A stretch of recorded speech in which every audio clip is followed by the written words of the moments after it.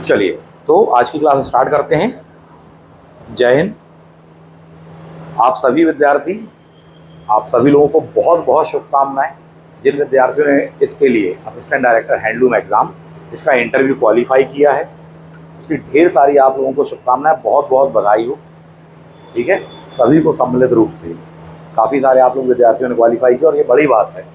All India 23 लोगों को यह सौभाग्य मिला है, यह अवसर मिला है, यह मौका मिला है, उनमें से आप लोग भी हैं। ये बहुत बड़ी बात है और अच्छा है, आपकी मेहनत रंग लाई। पिछले वीडियो मैंने यही चीज़ इसलिए कही थी। तो आप लोगों को बहुत सारी शुभकामनाएं, काफ़ी एंजॉय किया होगा, अच्छी बात है। अब पुनः धैर्य के साथ में गंभीर हो जाइए और आगे की विषय वस्तुओं पर हमें बात करनी है। कुछ इस प्रकार से अपनी क्लासेस होने वाली है, जैसे कि आज की क्लासेस होने वाली है, देख पा रहे होंगे। इसकी छोटी सी क्लिपिंग भी मैं रिकॉर्ड कर दे रहा हूँ ताकि YouTube वगैरह पर अपलोड कर दूं आप लोगों के लिए। हालांकि मैक्सिमम जो क्लासेस हैं या सारी क्लासेस जो हैं वो हमारे ऐप पर ही होने वाली हैं और रिकॉर्डिंग्स वगैरह भी उसकी पूरी फुल क्लासेस की आपको उसमें ही मिलने वाली है। ठीक है, इसका एक हिस्सा आज का एक इंट्रोडक्टरी पार्ट के रूप में, विवरणात्मक रूप में मैं यहाँ पर रिकॉर्ड कर दे रहा हूँ। चलिए आगे बढ़ जाते हैं। बताएंगे कैसा लग रहा है साथी, क्या फील कर रहे हैं? सबसे पहले तो ये बताइए कैसा फील कर रहे हैं? मज़ा आ रहा है? मज़ा आ रहा है? जो आप लोगों ने मेहनत की थी, जो कंटेंट जो पढ़ा था, नोट्स जो पढ़े थे, कुछ हेल्पफुल रहे नहीं रहे?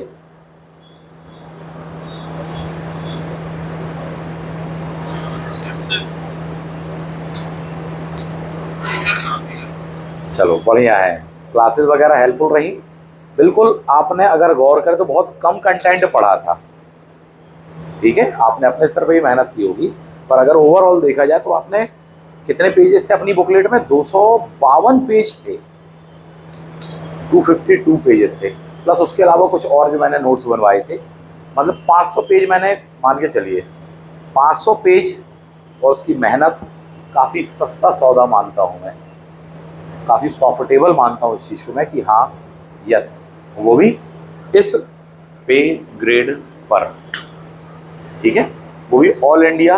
जिस चीज़ के लिए क्या मचाया गया था कि बोले कंटेंट नहीं है, तो कोई टेंशन की बात नहीं, हम हैं। दूसरा कंटेंट क्या था, मामला क्या था? बोले अरे 6 ही तो हैं पोस्टें, कितने लोगों का होगा? 3 गुणों का होगा। सिलेक्शन लेने वाले सिलेक्शन हमेशा लेते हैं, जो अच्छी मेहनत करते हैं उनका एक पोस्ट के लिए भी होता है, और नहीं तो फिर 600 पोस्टें और 6000 पोस्टें भी कम पड़ जाती हैं। मुद्दे की बात तो मैं ये कहना चाहता हूँ। अब इसके आगे की जर्नी अपनी स्टार्ट होती है साहब, क्योंकि बड़े धैर्य और बड़ी गंभीरता से अपन को चीज़ों को समझना है। इसके आगे की जर्नी है आपकी कि इंटरव्यू कैसे तैयार करना है। आपको डिटेल एप्लीकेशन फॉर्म भरना है, that is a tab form, पूरा का पूरा भर के भेजना है साहब जी। उसकी कॉपीज़ आप पढ़ लीजिएगा, शर्तों पढ़ लीजिए, किस फॉर्म की 3 कॉपी भेजनी है, किस फॉर्म की 5 कॉपी भेजनी है, बहुत अच्छे से पढ़ लीजिएगा, पढ़ा ही होगा।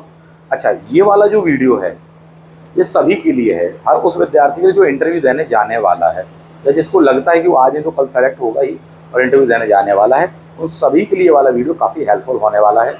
MPPSC को आधार बना के, MPPSC का जो इंटरव्यू होता है उसको आधार बना के, उसके फॉर्म, उसकी डिटेलिंग्स वगैरह, उसके महत्वपूर्ण पहलुओं को मैं यहाँ पर बता रहा हूँ।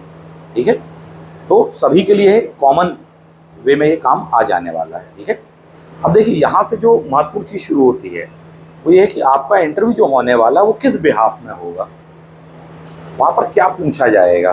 वो पूछा जाएगा तो मैं बाद में आपको बताऊंगा ये किस प्रकार से पूछा जाएगा। अभी जो आपसे जानकारी मांगी गई है, सबसे पहले आपको जानकारी सही रूप में भेजनी है, सही तरीके से उसका प्रस्तुतिकरण करना है।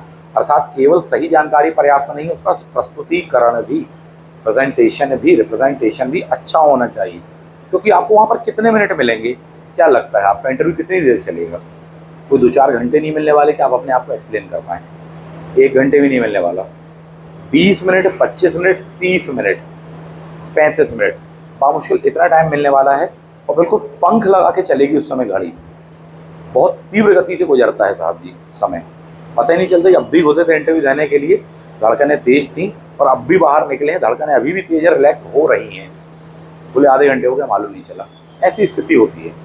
तो वहाँ पर चुनौती आपके लिए है कि आपको अपना पूरा परफॉर्मेंस देना है, आपको अपनी काबिलियत को वहाँ साबित करना है आपको बताना है कि आप इस पद के लिए योग्य हैं, आप स्मार्ट हैं, आप इंटेलिजेंट हैं, आप विधिवत पढ़ के आए हैं, आप इस पद के योग्य हैं साहब जी, एक सूटेबल कैंडिडेट हैं। रिटर्न में आपसे चेक किया जा चुका है कि हाँ कितना क्या पढ़ा है आपने, कितनी क्या याददाश्त है। अब उसका एक बिल्कुल प्रैक्टिकल फॉर्म आपका सामने आने वाला है, जब आप साबित करो कि आपकी पर्सनैलिटी भी मजबूत है, लीडरशिप, मैनेजमेंट, टाइम मैनेजमेंट, व्यक्तिगत जो गुण हैं उनको भी साबित करिए। वहाँ क्वेश्चनिंग होगी, क्रॉस क्वेश्चनिंग होगी, आपके बैकग्राउंड पर होगी, आपके बैकग्राउंड की तैयारियों को लेकर के होगी, बहुत सारे विषयों पर क्वेश्चन होंगे। वहाँ पर कैसे जवाब देना है, तो बिल्डिंग में घुसने, रूम में घुसने नहीं कहा मैंने, कहा बिल्डिंग में घुसने से ही आपका इंटरव्यू स्टार्ट हो चुका है और उन सब बातों का इम्पैक्ट पड़ता है। साहब जी अभी इंटरव्यू होने वाला है, 1 घंटे बाद है, 2 घंटे बाद है, 4 घंटे बाद है, पता नहीं कितनी देर बाद है, बिल्डिंग में आ गए हैं, धड़कनें तेज हैं, अपने आप को नियंत्रित भी रखना है, रिलैक्स भी रहना है। वहाँ पर ये भी नहीं दिखना चाहिए कि नहीं हम बहुत डरे हुए हैं, बहुत प्रेशर में हैं। बहुत सारी चीज़ें आपको ध्यान रखनी है। बाकायदा अप टू डेट होकर के आप जाते हैं, वेल ड्रेसअप होकर के आप वहाँ पर जाते हैं। परंतु सुबह जल्दी आ गया तो अच्छी बात है, कई बार तो दोपहर हो जाती है, कुछ खाया, नाश्ता किया नहीं किया, बहुत सारी चीज़ें होती हैं। और फिर इन सब चीज़ों का भी कहीं ना कहीं छोटा मोटा ही सही, थोड़ी बहुत ही सही, परंतु प्रभाव तो पड़ता ही है, कई बार तो बहुत बड़ा प्रभाव पड़ सकता है। वैसे वो कौन सी चीज़ें हैं उन विषय वस्तुओं को बात करेंगे, लेकिन उसके सबसे पहले वो पॉइंट निकलेंगे इन फॉर्म्स के दौरान में ही निकलेंगे। और उसके पहले अपन क्या देखने वाले हैं कि आपको ये जानकारी सही तरीके से प्रस्तुत करके भेजनी है। एग्जाम्पल के लिए मैंने यहाँ पर उस फॉर्म को उठा लिया है, सामने आप देख पा रहे होंगे। पहला फॉर्म आप देख पा रहे होंगे, क्या दिया हुआ है यहाँ पर, व्यक्तिगत विवरण पत्र, किस प्रकार से भरना है आपको ये। और इस दौरान में ही मैं आपको बताऊंगा, देखिए किस प्रकार से क्वेश्चन होंगे। कोई भी एक डमी कैंडिडेट अपन बना लेते हैं, तो बंदे का नाम अपन वहाँ पर लिख देते हैं कि हाँ ये व्यक्ति इंटरव्यू देने जाने वाला है साहब, ठीक है, और उसके बारे में कुछ इन्फॉर्मेशन अपन वहाँ पर दे देंगे, कोई भी ये व्यक्ति है। अब देखेंगे आपके वहाँ पर कैसे क्या चीज़ें होने वाली, किन किन विषयों पर बातें होने वाली, किन किन विषयों पर क्वेश्चन होंगे तो क्रॉस क्वेश्चन क्या होंगे, क्रॉस क्वेश्चनिंग के दौरान में आपको किस प्रकार से क्या क्या उत्तर दे सकते हैं, क्या उत्तर देना चाहिए, क्या उत्तर नहीं देना चाहिए, किन बातों का ध्यान रखना चाहिए, थोड़ी सा जो भी एक थोड़ी बहुत भी मुझे ज्ञान है मैं उसके बारे में आपको बताने का प्रयास करूंगा। जो भी मुझे 8, 10, 12 इंटरव्यूज़ का ज्ञान है उसके एक समरी के रूप में मैं आपके सामने रखने का प्रयास करूंगा साहब, ठीक है। चलिए आगे बढ़ जाते हैं। तो सबसे पहले अपन देख रहे हैं व्यक्तिगत विवरण पत्र के बारे में। यहाँ पर दिया आवेदन क्रमांक वो भरा होगा, बाकायदा आपने इन्फॉर्मेशन वहाँ पर दी हुई होगी। पंजीयन क्रमांक ये विधिवत भर देंगे, बड़े अच्छे चेक कर लेना। घर में भैया दीदी दोस्त सहेली जो भी हैं उनसे बहुत अच्छे चेक करना, गलत इन्फॉर्मेशन नहीं आनी चाहिए। खासकर डेट ऑफ बर्थ वगैरह, नंबर्स वगैरह, रोल नंबर वगैरह, उनको लेकर किसी प्रकार की गलत इन्फॉर्मेशन इंटरप्रेट नहीं होनी चाहिए, इस बात का ध्यान रखिएगा। फोटो वाली बात दी हुई है, साक्षात्कार की आपको तिथि जो कि अभी आई नहीं है वो आ जाने वाली, ये वाला कॉलम खाली छोड़ देना। भरोगे कैसे आप ये फॉर्म, सबसे पहली बात 3 व्यक्तिगत, आपसे 5 व्यक्तिगत विवरण करके कहे गए हैं और आपसे कहा गया साहब जी अनुप्रमाणन फॉर्म के बारे में। यहाँ पर आप देखें ये लिखा होगा 6 प्रतियों में लिखा होगा और उसके नीचे आप अगर गौर से देखोगे तो 5 प्रतियों में। बहुत तरीके हो सकते हैं, इसके 6 हैं, उसके 3 हैं, ठीक है। एक कॉपी आपके पास में रहेगी ही रहेगी, रहना ही चाहिए, बचा के रखना, और उसको स्टडी करना पड़ेगा। इंटरव्यू को 2, 4, 5 दिन पहले से आपको खुद को इसके बारे में, खुद के बारे में आपको वहाँ क्या क्या जानकारी है। कई बार आपने अभी स्टडी कर लिया, अच्छी बात है, कई बार आपका अभी दिमाग चल रहा है, बहुत अच्छी बात है, लेकिन जैसे जैसे समय टफ टाइम सामने आता है, परीक्षा की घड़ी सामने आती है, आपका दिमाग थोड़ा सा ज़्यादा चलता है, तेज चलता है, चीज़ों को पकड़ पाते हो। कई बार जो बातें ऑब्जर्व नहीं कर पाए थे एग्जामिनेशन हॉल के बाहर में, जो सोच नहीं पाए थे, रूपरेखा नहीं बना पाए थे, विचार नहीं कर पाते, कई बार वो एग्जामिनेशन हॉल के अंदर में देन एंड देयर आपका दिमाग चलता, अरे ये चीज़ तो वहाँ की रह गई, होता है। तो इसलिए एग्ज़ाम के 2-4 दिन पहले से आप क्या भी पढ़ेंगे इसको ज़रा गौर से देखोगे, ठीक है। मैं बताऊंगा उनमें किन किन चीज़ों को फोकस कर लेना, क्या चीज़ें रहेंगी। आगे बढ़ जाते हैं, कैसे भरोगे, बहुत तरीके हो सकते हैं। उठा के 6 के 6 आप बैठ जाइए लिखने के लिए और भरते रहिए सब, ठीक है। आज 6 भर लीजिए, कल दूसरे वाले का 3, 4 कॉपीज बना लीजिएगा। ये तरीका नंबर 1 हो गया। तरीका नंबर 2, इसकी एक कॉपी भरिए, सारी चीज़ें भरिएगा, सिवाय क्या नहीं भरना, फोटो नहीं लगाना, साइन नहीं करना, डेट नहीं लिखना, बाकी पूरा फॉर्म भर लेना, ठीक है। एक फॉर्म भर लिया, अब उसकी फ़ोटोकॉपी कराना अच्छी क्वालिटी में, विधिवत कराना, करवा ली, अब उसके बाद में उसमें फ़ोटो लगा के साइन डेट इत्यादि वगैरह आप भरिएगा। बात क्लियर है? सिंगल फॉर्म भरने की मेहनत में आपके 6 तैयार हो गए। उसकी फ़ोटोकॉपी ज़्यादा है, आपने एक अपने पास रखी साथ में, बाकी तो आपको भेज नहीं है। सेम पैटर्न अपनाएंगे किसमें? आप दूसरे वाले फॉर्म में। ये क्या है? व्यक्तिगत विवरण फॉर्म है, जबकि वो क्या है आपका? वो अनुप्रमाणन है। सेम प्रक्रिया अपनाइए, इससे आपका समय ऊर्जा बचेगा। क्योंकि कई बार क्या होता है, फॉर्म भर रहे हैं अपन, साहब कोई इन्फॉर्मेशन गलती भर गई या मैं कह रहा हूँ ओवर राइटिंग हो गई, बोले अब फिर क्या करें? पूरा का पूरा फॉर्म अलग करने के बजाय एक बेस्ट ये रहेगा कि आराम से धैर्य से भर लो। इसके बावजूद भी गलती हो जाती है कि फॉर एग्जांपल पेज नंबर 2 में गलती हो गई, पेज नंबर 1 तो सही भरा है ना, सिर्फ पेज नंबर 2 निकालिए। पेज नंबर 2 का जो ब्लैंक फॉर्म है वो लीजिए, उसको दोबारा भर लीजिए, वापस लगा दीजिए। साइन फोटो अभी भी नहीं लगी है, पूरा फॉर्म भर जाएगा, उसके बाद फोटो कॉपी कराइए। ये तरीका ज़्यादा बेटर है मेरे ख्याल से, बाकी आप देख लो। क्लियर बात है? फॉर्म ऐसे भरेंगे। अब उसकी जो एंट्रीज आने वाली है उनको देख लो। परीक्षा का नाम विधिवत देख लेना, जो नोटिफिकेशन में लिखा है वही। असिस्टेंट डायरेक्टर हैंडलूम 2024 में आप देख रहे हैं, परंतु परीक्षा का नाम 23 है, 23 ही लिखना पड़ेगा साहब। जैसा नोटिफिकेशन में लिखा आपको वही चीज़ लिखनी है, इस बात का विशेष ध्यान रखना। सेम यही बात है आपके डॉक्यूमेंटेशन को लेकर के होनी चाहिए। मार्कशीट में जो स्कूल कॉलेज का नाम दिया हुआ वैसा ही लिखना, जैसा यूनिवर्सिटी का नाम दिया वैसे ही लिखना, जो स्पेलिंग दी है वैसे ही लिखना साहब जी, ठीक है? उसमें गलती नहीं करना। जो आप पद पर हैं उसका नाम सही लिखना, पता चला उसी की स्पेलिंग में मिस्टेक हो गई, या हो जाता है कई बार, ऐसा नहीं जानबूझ के अपन करने वाले, पर हो जाता है। थोड़ा सा प्रिपेयर रहिएगा इन बातों के लिए। क्लियर है? और चेक जरूर करना है, उससे चेक कर लेना, घर में चेक करवा लेना, उससे चेक करवा लेना अगर आपको उचित लगता है तो। विभाग का नाम दिया हुआ है आपको, आवेदक का नाम हिंदी में, ठीक। फॉर एग्जाम्पल अपन यहाँ पर आवेदक का नाम मान लेते हैं कि उस व्यक्ति का जो नाम है उसका नाम है राकेश यादव, ठीक है? तो वो अपन नाम ले लेंगे, लिख देंगे वहां पर साथी, जब उसमें आवेदक का नाम आने वाला है साथी, यहाँ पर लिख देंगे। हिंदी में दिया हुआ है, आपको इसकी इंग्लिश कॉपी नहीं मिलेगी, तो प्रयास ये करना कि हिंदी में भर लो। खासकर वे बच्चे, वे विद्यार्थी जिनका इंग्लिश मीडियम है, उनको थोड़ी सी दिक्कत मे भी पॉसिबल वहाँ हो सकती है, तो आप इंग्लिश में भी भर सकते हैं। उसका टर्म्स देख लेना जरा अच्छे से, परंतु पूरा फॉर्म किस में है?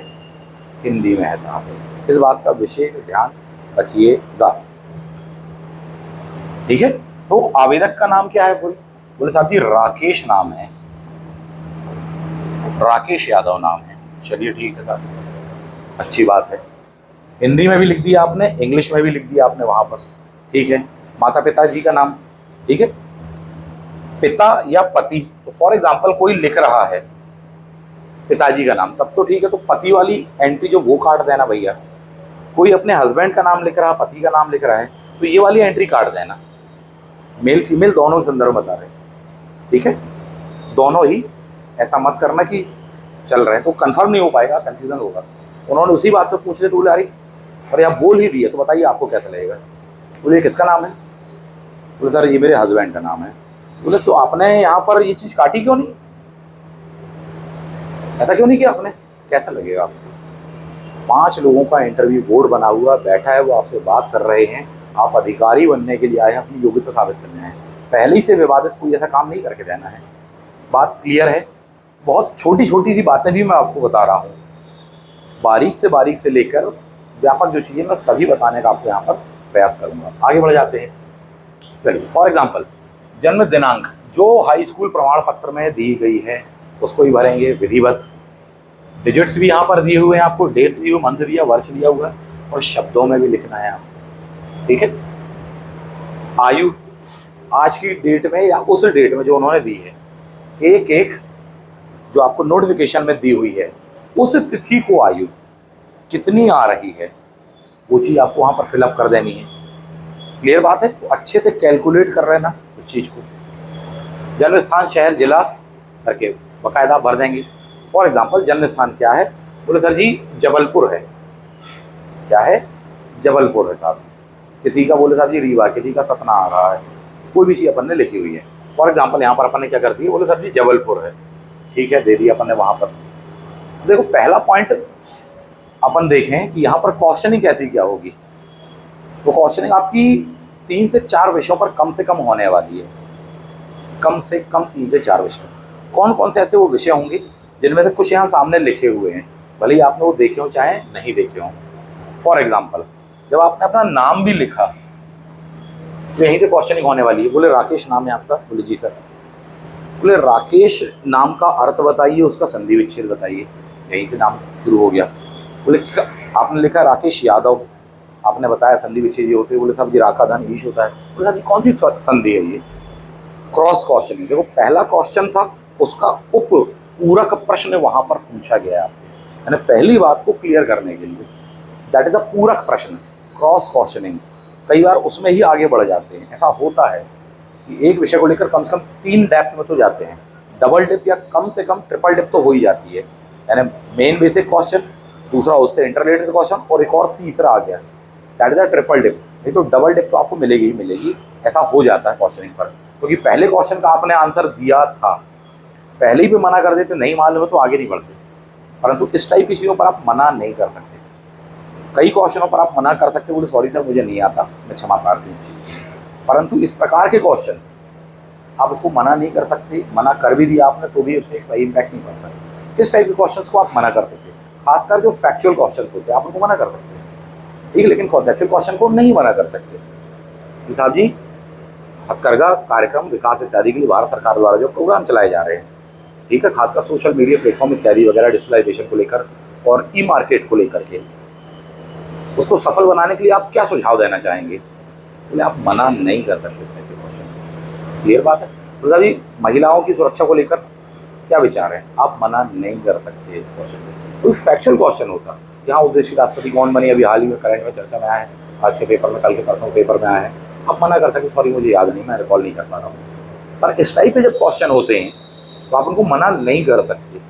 तो बेटर क्या है, या तो आप यहाँ मना करके नंबर कटवाएंगे, ठीक है, कॉन्सेप्चुअल जो क्वेश्चन है उनको, बेसिक जो क्वेश्चन मैंने कहा मना नहीं कर सकते, वहाँ नंबर नहीं कटते, ठीक है। फैक्चुअल क्वेश्चन में आपका क्या होने वाला है, जिनको आपने मना कर दिया वहाँ पर नंबर मिल सकते थे, ठीक है, लेकिन मना कर दिया बोले नहीं मिलेंगे, तो यहाँ बात चल जाती है, उससे कोई बैड इम्पैक्ट नहीं जाता, यहाँ नहीं मालूम। तो ये एक नॉर्मल सी बात है, सभी को पूरे ब्रह्मांड के तथ्य याद नहीं है, चलता है, लेकिन कॉन्सेप्चुअल क्वेश्चन पर नहीं चलता है, आपकी व्यक्तिगत जानकारी से जुड़ी चीज़ों पर नहीं चलता है। सॉल्यूशन क्या है?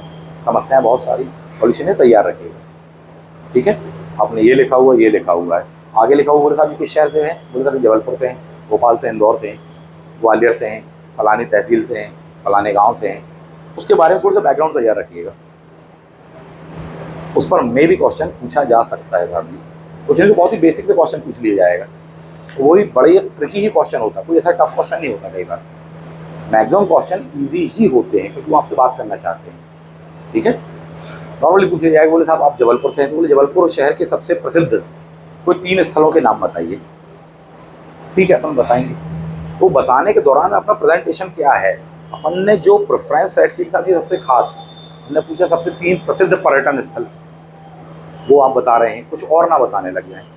ये कोई खास चीज़ उन्होंने पूछी उस शहर के बारे में, पूछ दिया हुआ, चले अच्छा ये बताइए आपके शहर में घूमने लायक कोई ऐसी जगह का नाम बताइए, वो अपन ने बताया, तो कौन सी वाली बता दें। इस बात को ध्यान रखते हो कि आपके द्वारा दी गई जानकारी आपके इंटरव्यू में सिलेक्शन में सहायक हो, इन बातों का ध्यान आपको रखना है। क्लियर है? प्लस जो बात आप बता रहे हैं आप सही बता रहे हैं, और उसको बताने का तरीका क्या होगा, इन बातों का भी आपको ध्यान रखना पड़ेगा। उसको बोलने के दौरान आपकी बोलने की प्रैक्टिस होनी चाहिए, क्योंकि कुछ मात्रा में मौके में मैं करवाऊंगा आपको, लेकिन फिर भी एक फ्लो के साथ में आपको बात करना है, ठीक है। ऐसा नहीं है कि आपका सेंटेंस ब्रेक हो रहा हो बार बार, ठीक, हड़बड़ा रहे हो, घबरा रहे हो, प्रेशर में दिख रहे हो। वो आपकी फेस रीडिंग भी कर रहे हैं, आपकी बॉडी लैंग्वेज की रीडिंग भी कर रहे हैं, आपका तौर तरीका पैटर्न को, सारी बातों को गौर कर रहे बात होनी चाहिए, मैं तो यही कहूँगा। और उन सारी बातों को गौर करते हुए, फोकस करते हुए, या तो नंबर दे रहे हैं, नंबर आपके काट रहे हैं, तो नंबर नहीं दे रहे हैं का मतलब कट ही रहे हैं, सीधी बात तो ये है। इन बातों को समझिएगा। क्लियर? इनको क्या करना, सबसे पहले आपको तैयार रखना पड़ेगा अपने आप के बारे में। सेम वो बात यहाँ पर भी लागू होती है। कोई अपन ने डेट ऑफ बर्थ लिखी हुई अपनी, बेसिक क्वेश्चन हो सकता है, बोले साहब उस दिन कौन सा दिवस होता है, कोई राष्ट्रीय दिवस है क्या, कोई खास चीज़ है, कोई खास घटना हुई थी क्या। बोले आपका सब्जेक्ट क्या रहा पीजी में, बता दिए अपन ने सोशलॉजी से रहा है। बोले कोई सोशलॉजी के महानतम थिंकर का बर्थडे भी उसी दिन आता है क्या, कोई खास घटना हुई थी क्या, कोई रिवॉल्यूशन हुआ था क्या। बोले इतिहास से रहा है हमें। बोले साहब उस दिन कोई ऐसी ऐतिहासिक घटना है क्या। कुछ पूछ लेंगे, बता देंगे। या आपका जो बर्थडे साइंस बैकग्राउंड से है उसी पर कोई ऐसे क्या साइंटिस्ट वगैरह, कोई थिंकर वगैरह, ऐसा करके कहीं ना कहीं कुछ ही होती है। तो इसको थोड़ी सा आपको फोकस करके खुद के बारे में तैयार रखना चाहिए। मे भी पॉसिबल है पूछ ले, और हो सकता है ना भी पूछे, दोनों बातें हैं।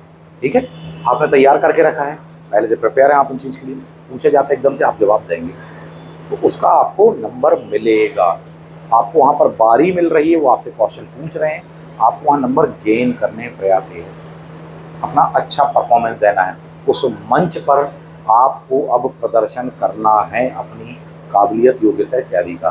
तो वही बहुत बैलेंस अप्रोच पर, ऐसा नहीं कि ओवर एक्टेड देखें, ठीक है, और बहुत ही लो ग्रेड भी ना देखें कि बोले साहब कॉन्फिडेंस ही नाम की चीज़ बात ही नहीं कर पा रहे। तो एक बैलेंस, एक सम्यक दृष्टिकोण अपनाते हुए आपको अपने आप को वहाँ रखना पड़ता है। इस बात को समझिए, बिल्कुल सार की बात बता रहा हूँ, टू द पॉइंट बताने का प्रयास कर रहा हूँ।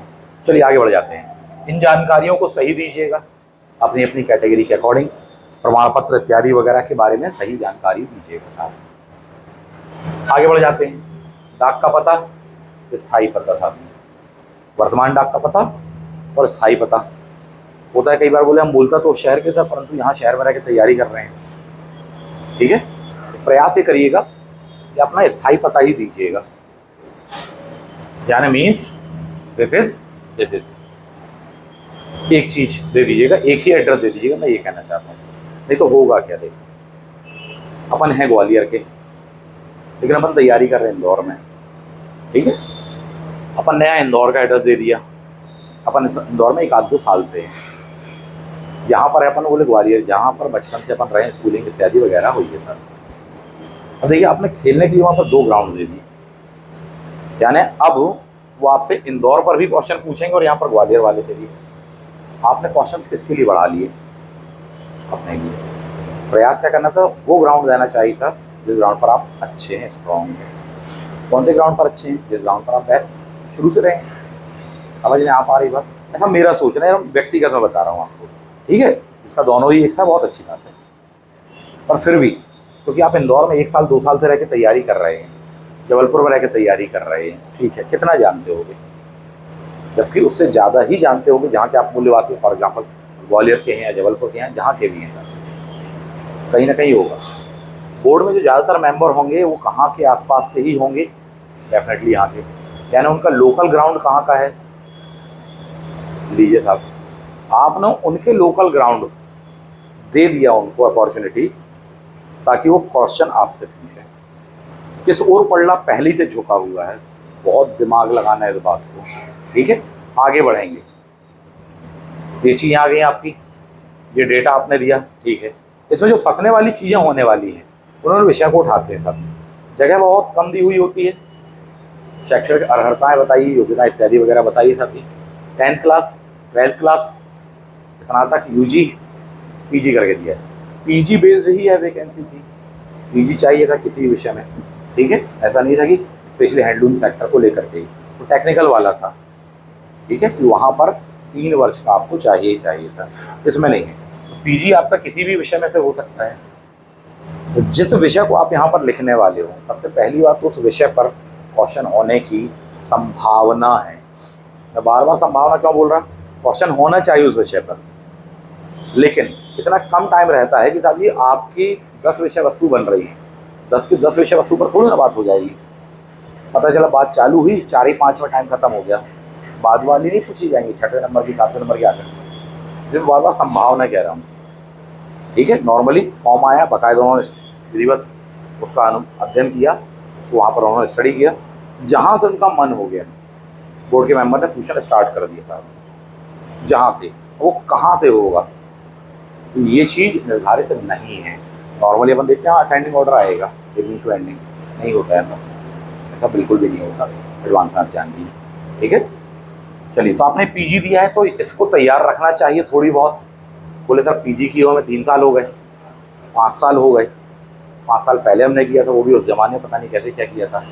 20 क्वेश्चन वाले भी होंगे कई, ठीक है, हालांकि नहीं होंगे इतने, और फिर भी मे भी, क्या नहीं संभव। अब क्या करें, कैसे तैयार करोगे आप इतने टाइम पर, तो कुछ नहीं तो कम से कम उसके जो बेसिक पॉइंट्स हैं उनको तैयार रखना चाहिए, उसका बेस है। मूलभूत जो चीज़ें हैं उनको तैयार रखे ताकि फॉर एग्जांपल 11th क्लास से लेकर के आपका जो सब्जेक्ट रहा है यूजी के दौरान में, जो 11th क्लास में बेसिक पढ़ा था वो तैयार रखो। सब्जेक्ट वही कैरी फॉरवर्ड किया है पीजी में, बहुत अच्छी बात है। कई लोग हो सकते हैं बोले नहीं सर वो कैरी फॉरवर्ड नहीं किया था, हमने सब्जेक्ट बदल दिया था। फॉर एग्जांपल कोई व्यक्ति कहे कि सर मैंने 11th से लेके मेरा फाइनल ईयर तक में यानी यूजी के दौरान में बीकॉम रहा, एक एग्जांपल दे रहा हूँ, किसी का बीकॉम होगा किसी का बीएससी होगा, पर मैं बीकॉम वाला एग्जांपल दे रहा हूँ। लेकिन जब उन्होंने पीजी किया तो बोले सर मैंने एमए किया, वो भी किससे कर लिया, सोशियोलॉजी से कर लिया, पॉलिटिकल साइंस कर लिया, हिस्ट्री से कर लिया। तो आपके यहाँ पर डबल वर्क है, ध्यान रखना। इसमें 11th class based 11th 12th class based बहुत ही बेसिक से टॉपिक है, वहाँ से क्वेश्चन आने की संभावना होगी। कुछ नहीं तो बहुत मामूली क्वेश्चन आ जाएगा, परंतु आपने उसमें नज़र नहीं मारी इसलिए फंस जाओगे। ठीक है, फॉर एग्जाम्पल जैसे बीकॉम है तो पहले ही क्वेश्चन हो सकता है अगर पूछा गया तो बताइए कि साहब ये दोहरा लेखा प्रणाली, डबल अकाउंटिंग सिस्टम, ठीक है, क्या मीनिंग होता है इसका, और ये बताइए इसके फाउंडर कौन कहलाता है, उस बंदे का नाम बताइए। यही चीज उसकी बेसिक प्रॉपर्टी की, बोले साहब जी इतने प्रकार के अकाउंट्स होते हैं, उसके नाम बताइए, कौन सी एंट्री डेबिट में आती, कौन सी क्रेडिट में आती, कैपिटल जो है तो साहब जी आप अपने पास से पैसा लगा रहे उसके बावजूद भी क्रेडिट सेक्शन में क्यों आ रही है, ये साहब क्लियर है। ऐसे ही बीएससी वाले हैं, ऐसे ही बीए वाले हैं, बोले साहब जी क्या रहा है, बोले इतिहास रहा है, उनसे बेसिक क्वेश्चन कुछ हो सकते हैं। क्लियर बात है, क्यों, क्योंकि आपने इन्फॉर्मेशन दी है। अब अभी देखने में लग सकता है कि बोले सर तो बहुत सारा तैयार करना है, रखना चाहिए, नहीं तो फिर आप नो बोल के आएंगे वहाँ पर, यहाँ पर हंस के बोलेंगे अरे सर एक्चुअली ना बहुत तरह से पढ़ा नहीं है ना सर, एक्चुअली मुझे याद नहीं है। बोले आपने उस पर यूजी किया है, पीजी किया है, आप मना कर रहे हो उस चीज़ को, तो आपके लिए प्लस में नहीं जाएगा, समझिएगा इस बात। ठीक है, खैर आगे बढ़ जाते हैं। सेम बात पीजी में क्या कहा, बोले साहब जी सब्जेक्ट चेंज, यहाँ अलग था, यहाँ आके अपन ने ये कर लिया। इसका कम से कम कुछ बेसिक आपको टाइमलाइन क्लियर होना चाहिए। उधर हिस्ट्री से पीजी कर लिया हमने, ठीक है, क्या क्वेश्चन हो सकता है, ज़्यादातर क्वेश्चन आपको कार्ल मार्क्स पर मिलने वाला है, बोले उनके द्वारा इतिहास के विभाजन बता दीजिए, और भी कई बेसिक चीज़ों को पूछ लिया जाएगा। बोले साहब कब से कब, वो भी मध्य प्रदेश के संदर्भ में, किसके, एमपी के। कुछ नहीं तो बोले मध्य प्रदेश के 3 इतिहासकारों के नाम बता दो। चलो, इस प्रकार से क्वेश्चन होते हैं, और जितने भी क्वेश्चन मैं आपको एग्जाम्पल के रूप में दे रहा हूँ ये सारे क्वेश्चन इंटरव्यूज में पूछे गए हैं, सारे के सारे, आप इतने से जान लीजिए। आगे बढ़ते हैं, इसका बेसिक आपको तैयार रखना चाहिए, और तैयार वैयार कुछ नहीं, एक बार पलट लेना ताकि बेसिक बातों से मूलभूत बातों से परिचित हो जाओ। ऐसा मैंने क्यों कहा, इस बात को समझिए। आप सब कुछ 1 महीने में नहीं पढ़ डालोगे तो सही बात है सर, जरूरत भी नहीं है आपको, परंतु जब आप बेसिक चीज़ों को उसकी देख लोगे तो वो कम टाइम में देख सकते हो। ठीक है, कि मूलभूत टॉपिक ये था, कुछ परिचित हो जाओगे, उस बुक की कुछ बेसिक बुकें आपने पढ़ी होंगी, अरे मैं कह रहा एक ही किताब आपने पढ़ी होगी 11th क्लास में, ठीक है, उसको आपने थोड़े पलटली देख लिया, अच्छा इंडेक्स में ये है, शुरुआत का टॉपिक दिया होता, बेसिक का दिया, तो मूलभूत सिद्धांत दिया जाता है, 2-4 टॉपिक होते हैं कई बार, उनको पढ़ सकते हो, कुछ और अपन ने पेज पलट लिए। तो पहले जो हम बिल्कुल ही अपन प्लेन चल रहे थे, कोरे चल रहे थे काफ़ी वर्षों से, थोड़ी सा तरोताज़ा हो गया। ठीक है, सेम बात यहीं पर पीजी वाले सब्जेक्ट पर थोड़ी सा तरोताज़ा हो गया, बहुत ज़्यादा ना था ये, बट एक यहाँ रिवाइज टाइप का हो गया, थोड़ी बहुत कुछ मूलभूत टॉपिक का। वहाँ क्वेश्चन आया, उनने पूछा, मैंने कहा डबल एंड ट्रिपल डिप वाली बात करी। ठीक है, पहला क्वेश्चन पूछा उन्होंने आपसे इस बारे में, इस विषय को आपसे बिल्कुल बेसिक आसान ही प्रश्न पूछा जाएगा, सबसे आसान पूछा जाएगा, पहला आसान, दूसरा थोड़ी सा और डेप्थ, और तीसरा और डेप्थ। अगर आप बेसिक बातों को देख करके आए तो पहला वाला तो आपने बता दिया, दूसरा वाला भी मैं भी बता सके, तीसरा वाला अत्यंत कठिन होने वाला है, आपने वहाँ सॉरी बोल दिया, ये चलता ही जायज़ है। पहले का आंसर दिया, उसके क्रॉस क्वेश्चन में दूसरे का भी दे दिया, बोले बढ़िया है, बोले तीसरे का सॉरी सर, ये चलता है, ये प्लस में जाता है कभी भी आपकी ओर, और इसके लिए कोई बहुत बड़ी बहुत ज़्यादा मेहनत नहीं लगेगी, केवल चीज़ों को कुछ पलट लो, क्योंकि वो आपने तैयार किया, वो आपके अवचेतन मन में पहले से है। समझिए इन बातों को, क्लियर है। यहाँ पर आपको नंबर स्कोर करने हैं, और मैं पहले दिन की वीडियो से आपको नंबर स्कोर करने इसलिए कह रहा हूँ क्योंकि इस बात को जान लीजिए, आपको आपके पड़ोसी के नंबर नहीं मालूम है, मैंने भी नहीं बताया और मैं बताऊंगा भी नहीं अभी, पर मुझे सबके नंबर मालूम है आप लोगों के। मैंने किसी को किसी के नंबर नहीं बताए, वो मेरी व्यक्तिगत जिम्मेदारी है। मैंने अपने घर में नहीं बताए, किसी ने यूं ही पूछा अच्छा कितने से कितने के बीच वाले, नहीं बताऊंगा। ये मेरा पर्सनल प्रोफेशनलिज्म है। और बोलिए, वो बिल्कुल यहाँ दफन है। ये मेरी गारंटी है, मेरा वचन है, बिल्कुल क्रिस्टल क्लियर बात। पर आपके काम की बात मैंने बताई है कि आप लोगों के नंबरों में कोई बहुत ज़्यादा अंतर नहीं है, समझिए इस बात। इसका मतलब है कि इंटरव्यू की एक बहुत महत्वपूर्ण भूमिका होने वाली है। किस चीज़ की?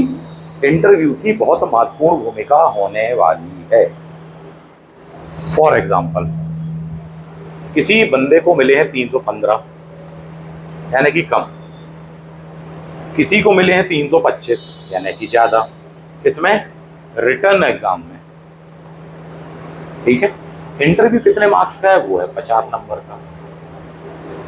ठीक, अच्छा जाएगा और प्लस में जाओगे, मान लो। लेकिन ऐसा कुछ हो जाता है खेल, ज़्यादा किसके हैं? इसके 325। 50 नंबर के इंटरव्यू में से, आउट ऑफ 50 में से इसको मिलते हैं मान लीजिए 15 नंबर मात्र, प्लस 15। टोटल कितने हो गए? 325 और 15 बोले 340 हो गए। इसके कितने हो गए? 340। और इस बंदे को मिल गए मान लीजिए 30 नंबर, जस्ट इससे डबल मिल गए, 25 मिल गए, 26 मिल गए। ठीक है, 26 भी इस बंदे को मिल गए। अगर मैं कह रहा चलो 30 मिल गए कह रहा हूँ, तो क्या होने वाला? मान लीजिए इस बंदे को, इसको मिले कितने? 15 नंबर, और इसको मात्र 26 नंबर मिल गए, 26। अब आप जोड़ दीजिए साहब जी, और ओवरऑल जो सिलेक्शन होना वो इन दोनों के मार्क्स से मिल करके होने वाला है। तो 15, 5, 20 और 40, और एक नंबर ज़्यादा है, 341 नंबर हो रहे किसके? इस व्यक्ति के। अब बताओ फाइनली किसका सिलेक्शन होगा? ये बहुत विचारणीय और चिंताजनक पहलू है जो आपको दिमाग में रखना चाहिए। आपको अच्छा परफॉर्मेंस देना ही देना है, क्योंकि इंटरव्यू से खुशी मिली परंतु स्थायी नहीं है। अंतिम खुशी, कैवल्य, महापरिनिर्वाण, निर्वाण प्राप्त होगा तब जब फाइनल में अपना नाम होगा। बाकी नहीं तो फिर चीज़ें नासूर बन जाती हैं। क्लियर है? आगे बढ़ते हैं। तो इसका मतलब यह है कि 50 नंबर के इंटरव्यू की महत्वपूर्ण भूमिका है कि नहीं, आप ही बता दो। क्लियर? इसका मतलब है कि हर जगह से हमको वो नंबर उठाने ही उठाने हैं साहब। इतनी बात क्लियर है? क्योंकि कोई भी ऐसा विद्यार्थी नहीं जिसके इतने अधिक नंबर हों कि बोले सर अब तो अपन कोई टेंशन वाली बातें नहीं है। नहीं, सबके साथ में टेंशन वाली बात है। और ये बात मैं क्यों कह रहा हूं आप जानते हैं, मैंने बिगनिंग में ही बता दी। क्लियर है? चलिए आगे बढ़ते हैं। विधिवत भरिएगा इसको, इसमें स्पेलिंग्स वगैरह का, वर्तनी का विशेष ध्यान रखना। ठीक है, चलिए हेल्पफुल पॉइंट बता देता हूँ। जिन विद्यार्थियों का बीकॉम, हिस्ट्री सब्जेक्ट से एमए या हिंदी साहित्य से एमए होगा, ठीक है, उनको मैं काफ़ी हेल्प कर दूंगा, काफ़ी सब्जेक्ट को लेकर एडवांस में बता दूँगा। आगे बढ़ जाते हैं। मैंने कहा स्पेलिंग का ध्यान रखना। उसका मतलब क्या है? जैसे स्कूल का नाम है साहब, कॉलेज का नाम है, यूनिवर्सिटी का नाम है, उनका विशेष ध्यान रखना कि जैसा दिया है आपके डिग्री में, मार्कशीट में, आपको वैसा ही लिखना है। शॉर्ट फॉर्म में लिख देना, बोले उच्चतर माध्यमिक, बोले ऊ डॉट माँ डॉट ऐसा लिख देना, परंतु जो फर्स्ट नेम है वो सही आना चाहिए। ठीक है, बोले इंदौर, इंदौर की स्पेलिंग सही आनी चाहिए। हो जाता है कई बार, बोला जी कहाँ से पढ़े हैं? बोले माता देवी अहिल्याबाई विश्वविद्यालय से हम पढ़े हैं, स्पेलिंग ही गलत लिखी आपने माता अहिल्या की। ऐसा नहीं होना चाहिए। ऐसा हो जाता है कई बार, क्योंकि जानबूझ से नहीं लिख रहे हैं, बट मानवीय प्रवृत्ति की गलतियाँ हो जाती है। थोड़ी सा 2 बार 3 बार क्रॉस चेक कर लेना, इन बातों का ध्यान रखना। डेट्स वगैरह, ईयर वगैरह अच्छे से क्रॉस चेक कर लेना। हालांकि ये चीज़ों में गलती नहीं करते हैं, कोई भी नहीं करता है प्राय, परंतु जिससे हो गई अगर और वहाँ उनके हाथ में आ गई, बोला अरे आपने तो ये गलत लिखा है, आपको इतना नहीं मालूम स्पेलिंग ऐसी नहीं ऐसी ऐसी होती है, ठीक है, फिर क्या करोगे? क्लियर है? आगे बहुत सारी ऐसे पॉइंट्स हैं, मैं बताऊंगा आपको, अभी नहीं उठा रहा हूँ। अन्य वांछित अर्हताएं कुछ ऐसी हों आप बता दीजिएगा, अतिरिक्त जो आपके पास में दर्शाने लायक वो बता दीजिएगा। विज्ञापन में जो मांगा गया है साहब जी, धारित पत्र का नाम, विभाग, संस्था इत्यादि वगैरह, उसके अनुसार आपको विवरण देना है साहब जी, प्रमाण पत्र संलग्न करने हैं। अनुभव नहीं मांगा गया है ऐसा कोई स्पेशल, जिसे अपन आगे बढ़ जा रहे हैं, वो टेक्निकल वाले में है, ठीक है। नेक्स्ट अगले पेज पर अपन आ जाते हैं, पेज नंबर अपन 3 पर ही है। पॉइंट नंबर 21 है, यहाँ पर ये लिखा हुआ है, पद का नाम, धारित पद का नाम, यदि आप शासकीय सेवा में, अर्ध शासकीय सेवा में रहे हैं उस बारे में आपको बताना है। पहले जहाँ रहे, दूसरा नंबर की सर्विसेज ये है, कोई तीसरी हो तो भी ऐड करना पड़ेगा कि साहब पहली ये है, दूसरी है, तीसरी वर्तमान वाली हमारी ये है। बात क्लियर है? भले ही 2 कॉलम दिए हैं, जगह बना लीजिएगा, या लास्ट 2 दे दीजिए साहब जी, ठीक। परंतु वहाँ पर बातों के दौरान में ऐसा नहीं करना, जहाँ इन्फॉर्मेशन 2 की दी वहाँ बता रहे हो 3, वो कहेंगे तुमने लिखा क्यों नहीं उस बारे में, ठीक है, गलत मैसेज आएगा, इस बात को ध्यान रखिएगा, ठीक है। वेतनमान इत्यादि वगैरह, कब से कब तक, कौन से क्या शहर वगैरह में, थोड़ी सी इन बातों को ध्यान रखना। नेक्स्ट पॉइंट आपको दिया हुआ, छोड़ी है आपने सेवा, ठीक है, कुछ विभागों को करके दिया हुआ है, ये बाकायदा आप दे पाएंगे जो भी जॉब में है सर। आयु सीमा छूट वगैरह रिजर्व कैटेगरी अगर कोई चाहता हो तो, अंडर एज हो तो अभी कोई बात ही नहीं है साहब जी, बहुत ही ईजी फॉर्मेट है, हाँ नहीं हाँ नहीं हाँ नहीं, ठीक है, नीचे लिखते चले जाएंगे, लागू नहीं है, और चीज़ को कट भी कर देंगे। क्लियर है? तो बोले साहब जी क्या भारत के नागरिक, बोले हाँ सर, ठीक है, नहीं है क्या, तो बोले साहब जी लागू नहीं है, कट है, आगे बढ़ जाएंगे। दिव्यांग में आते बोले साहब जी ये हाँ काट दो, यहाँ लिख दो नहीं। बात क्लियर? ये राइट नहीं बना ना, वो आपके लिए मैंने बता दिया है ना, नहीं। बात क्लियर है? यानी हाँ को हमने काट भी दिया, छोटा था, यहाँ पर ये लिख दिया है, स्पष्ट विवरण दिया है आपने, इन बातों का ध्यान रखना। जो भी चीज आप यहाँ पर पुटअप कर रहे हैं, ठीक है, किसी नियोजित खेलकूद में क्या आपने राज्य विश्वविद्यालय या महाविद्यालय का प्रतिनिधित्व किया है? यदि हाँ, तो विवरण तथा प्रमाण पत्र दीजिए। जो बात लिखी है उसको बहुत अच्छे समझिए, उसमें कहा गया राज्य कौमा विश्वविद्यालय या महाविद्यालय का प्रतिनिधित्व किया, रिप्रेजेंट किया है। जब वो किया होगा तो आपके पास में उसका सर्टिफिकेट होगा, साथ ही लगाना चाहिए आपको। 3 लाइनें तो दी हैं, अगर आपके पास में मान लीजिए कि बोले 10 हैं सर, तो जो टॉप 3 हो वो लगा दो, ठीक है, और साथ में आखिरी लाइन में अन्य लिख देना, इसके अलावा अन्य ऐसे कर देना यहाँ पर ब्रैकेट में, तो टॉप 3 लगा दीजिए। जहाँ पर परफॉर्मेंस अच्छा रहा, बोले एक बार सर हॉकी में किया था, एक बार इसमें किया था, एक बार उसमें, बोले साहब जी इसमें हम लोग फर्स्ट आए थे, इसमें सेकंड आए थे, इसमें थर्ड आए थे, इसमें केवल सांत्वना वाला पुरस्कार, तो सांत्वना वाला पहले लिखोगे कि फर्स्ट प्राइज वाला, क्या लिखोगे? ठीक है, कोई साहब जी कॉलेज के स्तर का सर्टिफिकेट है, कोई यूनिवर्सिटी लेवल का है किसी के पास सर्टिफिकेट, एक सर्टिफिकेट है आपके पास में बोले जिला स्तर का, एक राज्य स्तर का, एक राष्ट्रीय स्तर का है, तो ऑब्वियसली पहले आप क्या बताओगे? राष्ट्रीय स्तर वाला बताओगे ना।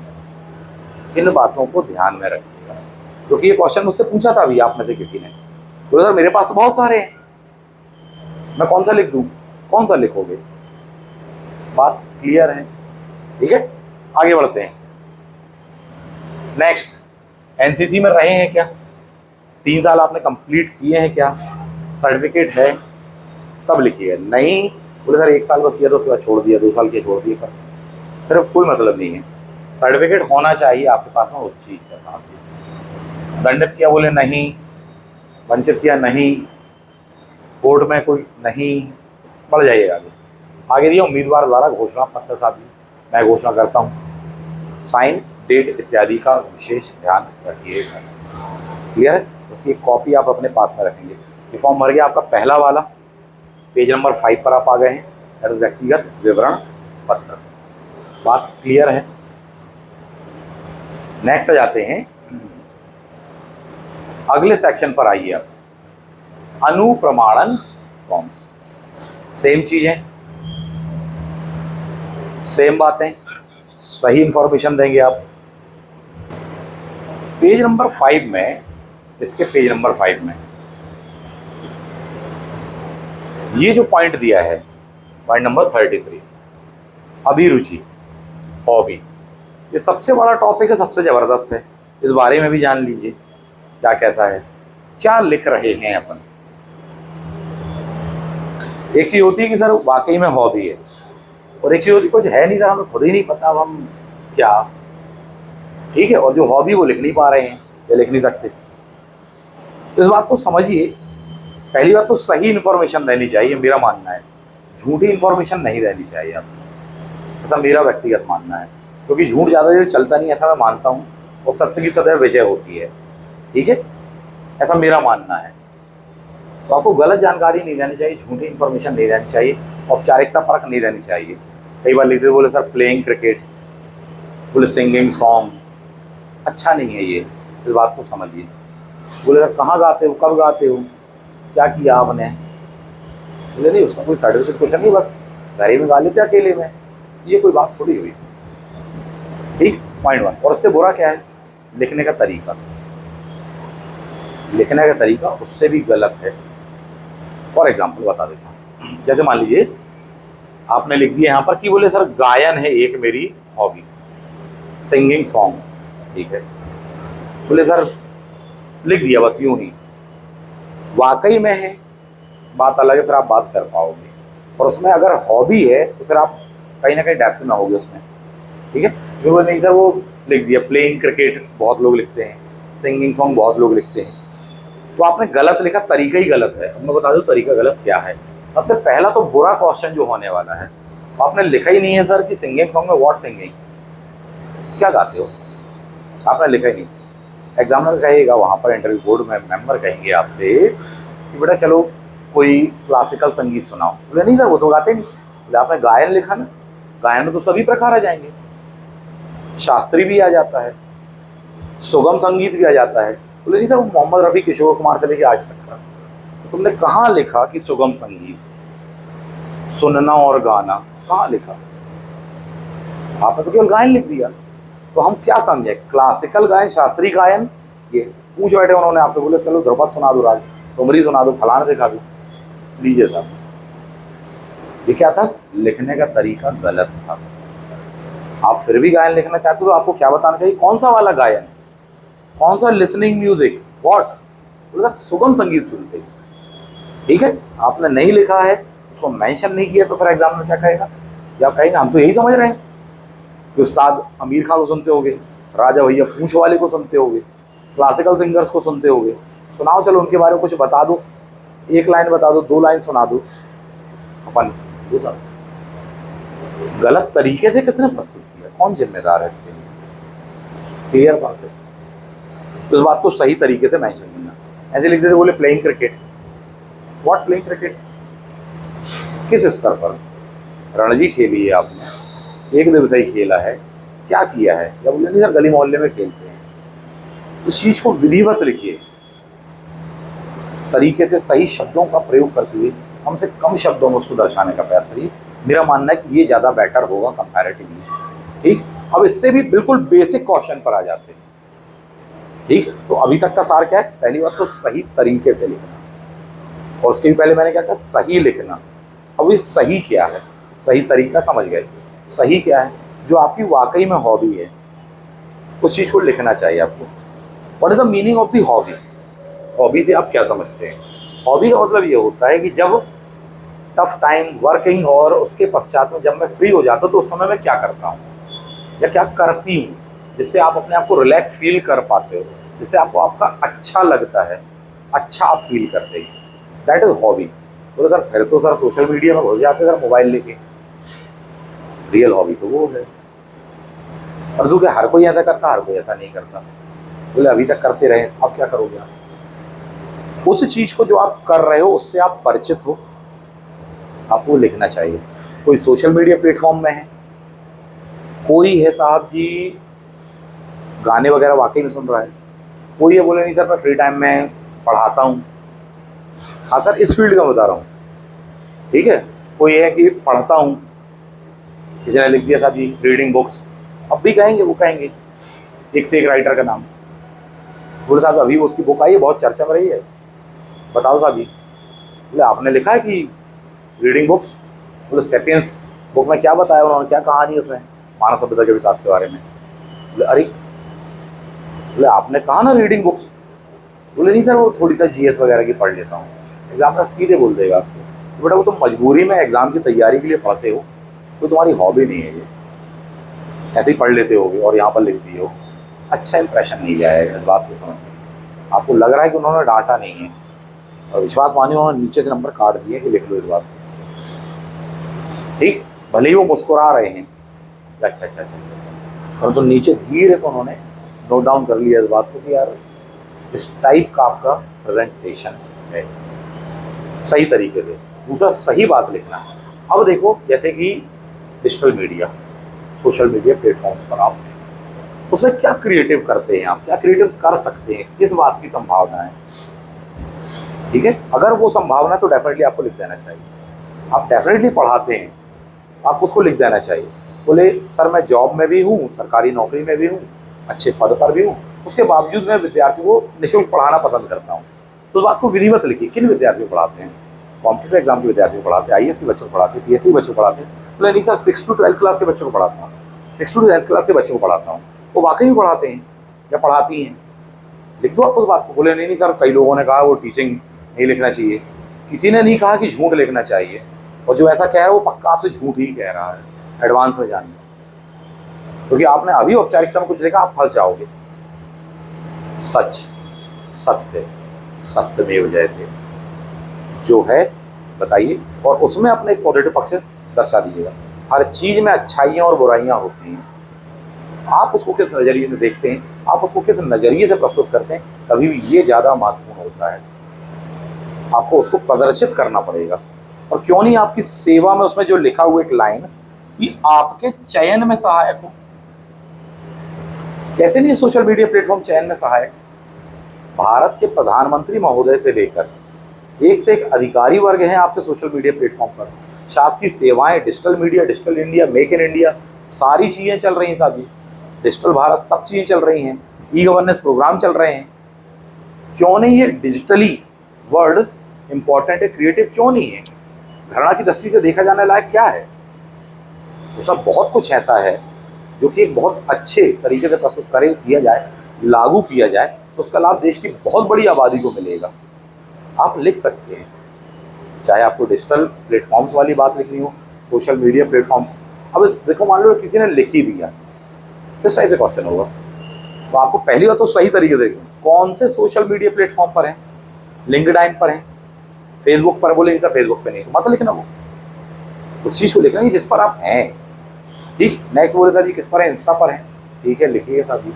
ट्विटर पर है, लिख दीजिएगा, कुछ कम स्पेस, उस पर बात होगी। और डेफिनेटली जब उस विषय पर बात होगी और आप जब वो ऑलरेडी चला रहे हो, चाहे वो इंस्टा हो, चाहे वो लिंक्डइन हो, चाहे आपका और भी ऐसा कोई प्लेटफॉर्म हो, शायद मुझे भी नाम नहीं मालूम, मुझे ज़्यादा ज्ञान नहीं है उस चीज़ का, तो आप उसको क्यों नहीं बता सकते हो, उस पर आप बात कर पाओगे। बोले इसका क्या लाभ है? लेकर बहुत लाभ है, बहुत सारी उसकी कमियां भी हैं। नहीं, विभाग को लेकर जिस पद पर आप चयनित होने वाले, उसमें क्या लाभ है? बोले सर आज भी जो विभाग आपका है, हैंडलूम डिपार्टमेंट आपका है, उसके प्रोडक्ट की पहुंच आम जनता तक नहीं है। मुझे काफ़ी ज्ञान है किसका, कंप्यूटर का, सोशल मीडिया प्लेटफॉर्म का, डिजिटल मीडिया का, डिजिटल मीडिया प्लेटफॉर्म का, चीज़ें कैसे वर्क करती हैं, कैसे रन करती हैं। आज भी उनके पास में मार्केट नहीं, लोगों तक उनकी पहुंच नहीं है, पर्याप्त पहुंच नहीं हो पाती है, जिस वजह से उनका प्रोडक्ट उतनी मात्रा बिक नहीं पाता। भारत सरकार, राज्य सरकार सभी मिलकर के ये प्रयास कर रहे हैं कि उनका मार्केट एक्सेस हो, उनको अधिकतम ग्राहक मिल सके, उनका बनाया हुआ प्रोडक्ट अच्छी कीमतों पर देश दुनिया दराज के क्षेत्रों में पहुंच सके। यदि मैं विभाग में आता हूँ, मैं ऑलरेडी उस चीज़ से परिचित हूँ, काफ़ी अच्छा मुझे नॉलेज है, मैंने इसी सब्जेक्ट से ये किया हुआ है, नहीं भी किया है तो भी मुझे नॉलेज है। तो डिजिटल मीडिया के माध्यम से, सोशल मीडिया के माध्यम से, डिजिटल प्लेटफॉर्म पर उनकी जो स्ट्रेंथ है, जो उनकी कहना चाहिए रीच है, वो मैं उसको बढ़ाने में काफ़ी मदद कर सकता हूँ। क्योंकि मैं अपने खुद के सोशल मीडिया प्लेटफॉर्म पर बहुत सारे पम्पलेट्स, बैनर, बहुत सारी चीज़ें क्रिएटिव में बनाता हूँ। विभाग के लिए जो महत्वपूर्ण होगा उन चीज़ों को मैं क्रॉस चेक कर पाऊँगा, बना पाऊँगा। मेरे अधीनस्थ जो कर्मचारी अधिकारी बना पा रहे हैं उनका मैं क्रॉस चेक कर पाऊँगा, उसको और कैसे क्रिएटिव और कैसे अट्रैक्टिव बनाया जा सकता है, उसको कैसे अदर डिजिटल मीडिया प्लेटफॉर्म, चाहे फ़ोनपे, पेटीएम इत्यादि वगैरह से उसको लिंक किया जा सकता है, कैसे उनकी जो ऑफिशियल वेबसाइट है उससे लिंक किया जा सकता है। मुझे इस बात का ज्ञान है, अलग अलग सब लोग अपनी अपनी ऑफिशियल वेबसाइट नहीं भी बनवा रहे, क्योंकि वो बेचारे वो गरीब हैं, सर भी हथकरघा का काम कर रहे हैं। तो एक कॉमन वेबसाइट बनाई जा सकती है जिसका आईडी पासवर्ड वगैरह इन सबको दे करके उससे लिंकअप किया जा सकता है, उनके मोबाइल नंबर को ऐड किया जा सकता है एक वेबसाइट में, ये सब के सब आ जाएंगे। मैं इसको काफ़ी अच्छे से चलाना जानता हूँ। क्यों? क्योंकि मैं उस पर एक्टिव हूँ। आप देखो, आप काफ़ी बात कर पा रहे हो, क्यों? क्योंकि आप उस पर एक्टिव हो। कंपैरेटिवली आप यहाँ पर लिख देते singing song, playing cricket, listening music, gardening, ये गड्ढा खोदते और खुद ही को गाड़ देते। अगर नहीं है, झूठी हॉबी लिखते, आप बात नहीं कर पाते। आप जिस विषय पर हैं, जिस प्लेटफॉर्म पर हैं, आप उसमें कम से कम बात तो कर सकते हो। ज़्यादा से ज़्यादा उसमें ये होगा 3 क्वेश्चन फिर पूछे जाएंगे, पहला बेसिक, दूसरा मिड रेंज, तीसरा डेप्थ में। पहला दूसरे क्वेश्चन का आप बात कर पाओगे। हो सकता है कि वो पूछ दे आपसे 3rd लेवल का क्वेश्चन, बोले किस प्रकार के प्लेटफॉर्म पर ये वर्क करता है, इसका ऐप कैसे बनाया जाता है, इसका सॉफ्टवेयर कैसे बनाया जाता है, प्रोग्रामिंग के लिए इनमें कौन सा वाला यूज़ किया जाता है, आपके पास में जो कंप्यूटर आपने कहा यूज़ कर रहे हैं, बोले साहब ये विंडोज़ बेस है, विंडोज़ में, iOS में और लाइनक्स में क्या डिफरेंस होता है। टफ क्वेश्चन है, अपन क्या बोल सकते हैं, सॉरी सर मुझे अभी इसका ज्ञान नहीं है, भविष्य में इस विषय वस्तु के बारे में भी अध्ययन करके अपने ज्ञान को परिमार्जित कर लूँगा। पहले और दूसरे क्वेश्चन का आपने आंसर दिया, वहाँ पॉजिटिव प्लस मार्क्स उठाए। तीसरे का आपके पास मना करने का हक बनता है, और तीसरे का भी दे दिए, तो मतलब आप एक प्रबल दावेदार हैं। बात कुछ समझ में आ रही? मैंने अभी जो आंसर दिया आपको डिजिटल मीडिया प्लेटफॉर्म पर, जरूरी नहीं आप वही लिखो, एक उदाहरण दिया, एक एग्जाम्पल दिया, जिससे आप वाकई में टच होते हैं। आप बताइए, क्या वो आंसर आपको नेगेटिव लगा, गलत लगा, टॉकेबल लगा कि नहीं लगा, बात करने लायक लगा कि नहीं लगा, हेल्पफुल रहेगा कि नहीं रहेगा, ये आप अपने ना केवल बुद्धि से बल्कि विवेक से भी बताइए। तो इसका मतलब यह है, अगर वो आपको ठीक लग रहा है और आप उस पर फ्लो के साथ में बात कर पा रहे हैं, इसका मतलब बाकी लोगों को भी अच्छा लगेगा ही लगेगा। जिस जगह पर, जिस दुकान में, जिस शॉप में, जिस ऑर्गेनाइजेशन में भीड़ ज़्यादा है, इसका मतलब लोगों को अच्छा लग रहा है। 1 को अच्छा लग रहा है, 4 को अच्छा लग रहा है, 40 को भी अच्छा लग रहा है। सिंपल सी बात है, उनको भी अच्छा लगेगा। बहुत अच्छा नहीं लगेगा, एक्स्ट्रॉर्डिनरी अच्छा लगेगा। तो कम से कम इस जैसे विषय पर आप बात कर पाओगे। क्लियर है? 2 हॉबी कम से कम आपको लिखनी ही चाहिए। और इसके लिए बहुत एग्जांपल दिया था कि लंबा हो जाएगा, पहली वीडियो लंबा हो चुका है। मुझसे संपर्क कर लेना साथ इस विषय वस्तु को। क्लियर है? तो ये था आपका कौन सा व्यक्तिगत विवरण था। इसी प्रकार का क्या है, अनुप्रमाणन है साथ में, सेम इन्फॉर्मेशन उसमें आने वाली है, वो आप भर लेंगे। यहाँ पर आकर अटकते हैं कई बार विद्यार्थी। ठीक है, सबकी अपना अपनी हॉबी होती है। कई बार इवन ऐसा तक मैंने देखा विद्यार्थियों को कि जो इनकी हॉबी इनको खुद ही नहीं मालूम है, अच्छा ये हॉबी भी कोई है, अच्छा इसको ऐसे लिखना चाहिए। तो जब मुझसे बात करते हैं, मैं उनसे आधे घंटे 1 घंटे जब बात करता हूँ, फ़ोन पर बात करता हूँ, तब मैं उनको बता दूँ भैया तुम ये लिखो यार, तुम ज़्यादा फ्रेंडली हो उस पर। और इवन वो भी सेटिस्फाइड होते हैं। कल ही बात हुई थी मेरी, वो भी बोले नहीं सर इसमें तो मैं बात कर लूँगा, इसमें तो ये बढ़िया चीज़ है और उसमें कोई बुराई नहीं है। क्लियर है? जिस प्रकार से मैंने आपको देने का प्रयास किया, प्रस्तुतिकरण एक डेमो टाइप का, अपनी बातों को एक सकारात्मक, एक होपफुल वे में वहाँ पर प्रस्तुत करने का प्रयास करना, तब जा करके आपका ये इंटरव्यू काफ़ी पॉजिटिव वे में जाएगा। ईश्वर करे आपके हक में चला जाए और आपको इतने मार्क्स मिल जाए कि ओवरऑल आपका सिलेक्शन हो जाए। बताने का मेरा आशय ये है। अब इतने में कोई आपका क्वेश्चन हो तो अब आप लोग पूछ लीजिए फटाफट। तो सबसे पहला काम आपको ये करना है कि जो मैंने फॉर्म दिया हुआ है, अपना अपना माइक ऑफ कर लीजिए अभी सब लोग। जो फॉर्म मैंने दिया हुआ है सबसे पहले मुझे भर के वो देंगे आप। क्लियर है? दिल्ली आईएएस एकेडमी जबलपुर वाला फॉर्म पूरा का पूरा भरा होना चाहिए, विधिवत होना चाहिए। ठीक है, पूरे एंट्री फिलअप होनी चाहिए, डेट साइन चाहिए, 3 जगह के साइन कहेगा, तीनों जगह साइन चाहिए था। डेट्स वगैरह विधिवत आपको मेंशन करनी है। क्यों चाहिए? क्योंकि अभी से जब मुझे ये मिलेगा तब मैं आपके अकॉर्डिंग उनको अपने क्वेश्चन को, अपने डेमो इंटरव्यू को फॉर्म करूँगा। मेरा प्रयास क्या रहेगा? मेरा प्रयास ये रहेगा कि आपसे लगभग सराउंडिंग में उतने ही घेरे में क्वेश्चन पूछे जाएंगे और उनके बारे में आपको मैं एडवांस में बता दूंगा। पहले से ही बता दूँ, देखो ये फील्ड पर क्वेश्चन आपसे आने वाला है, ये फ्यूचर में आपके सामने क्वेश्चन एंट्री बोर्ड में आने वाला है। मेरा प्रयास ये रहेगा। तो ये बहुत हेल्पफुल होता है। बोले सर जो क्वेश्चन पूछा जाने वाला था आपने पहले ही बता दिया, बट उसके लिए मुझे क्या चाहिए? मुझे डॉक्यूमेंट चाहिए, डेटा चाहिए, मेरा फॉर्म भरा हुआ चाहिए था। जैसे मैंने आपसे इन्फॉर्मेशन मांगी, जितने आपने पूरे भेजे हुए हैं वहाँ पर आए अपोजिट से, वो आपके लिए फील्डिंग तैयार करेंगे, तो सारे ग्राउंड्स मुझे चाहिए। वो सारी चीज़ों को अच्छे से स्टडी करना पड़ता है। एक एक बंदे का, कैंडिडेट का फॉर्म स्टडी करने में मुझे 2-2 3-3 दिन लगते हैं, लेकिन मैं उसको स्टडी करता हूँ, उसको नोट डाउन करता हूँ, कहाँ कहाँ से क्या क्या क्रॉस क्वेश्चन आएंगे। बिल्कुल मैं वैसे ही करता हूँ जैसे मैं खुद का इंटरव्यू देने के पहले करता रहा हूँ, करता था। साहब ये पॉइंट, ये पॉइंट, ये पॉइंट, ये पॉइंट, ये पॉइंट, इन विषय वस्तुओं पर बात होगी। और एक घेरा पन्ने तैयार कर लगभग इतने पर 80 से 90% हमको वहाँ से मिल जाती थी लीड, बहुत हेल्पफुल होता था। उनके बोलने की प्रैक्टिस आपकी पहले ही मौके में करवा दूँगा। एक घेरा मिल गया, एक तैयारी हो गई, चीज़ों के लिए प्रिपेयर हो, वहाँ अच्छे से फ्लुएंटली बोल पा रहे, क्योंकि ये चीज़ आप पहले भी बोल चुके हो, आपका अभ्यास है। कभी भी तैयारी का स्तर यह होना चाहिए, ठीक है। वो आपकी जितनी भी इंफॉर्मेशन है उसके सापेक्ष में तैयार होने वाला है डेटा आपका, तो मुझे वो चाहिए, ठीक है। और बताइएगा कैसा क्या रहा ये सेशन आप लोगों के लिए, हेल्पफुल था, नहीं था, और भी कोई प्रश्न हो तो पूछ लीजिएगा। मिलते हैं आपसे इसके बहुत ही जल्दी। जो क्लास का ग्रुप है, ठीक है, उसमें आपका आएगा नेक्स्ट क्लासेस को लेकर के आने वाला है, परसों से होंगी, उसके नेक्स्ट डे से होने वाली है, उस विषय वस्तु के बारे में आएगा। लेकिन पहले मुझे क्या सेंड करिए, आप मुझे फॉर्म भेजिए, तब मैं उसके सापेक्ष में अपनी रूपरेखा बना पाऊँ। क्लियर है? चलिए, तो आशा करता हूँ ये हेल्पफुल रहा होगा, और भी जो चीज़ें पूछ लीजिएगा। मिलते हैं नेक्स्ट वीडियो में। थैंक यू, जय हिंद।